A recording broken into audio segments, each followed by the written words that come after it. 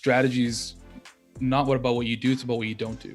And so for me, when I look at our business, yes, we can chase other revenue, but we constantly say no to revenue that's beyond what we specialize in, just because it's not in our wheelhouse. And we even, in our sales decks, we have a slide that says ideal customer profile, and it becomes a disqualifier in sales meetings, and we lose some deals that way. But when we find the person that's an ideal fit, they know that they found the right partner as well.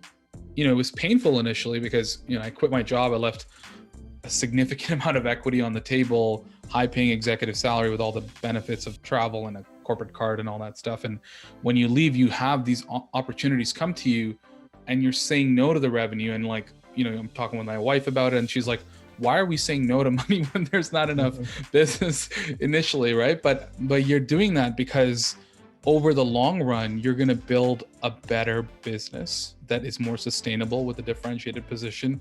And as time goes on, your margins are only going to grow because of that differentiated position. And that's hard to do. And every person's situation is different. Like I would say earlier on, if you're, let's say, pre that situation, it's okay to take on some of that work just to keep yourself afloat. But the North Star should always be to build that differentiated position.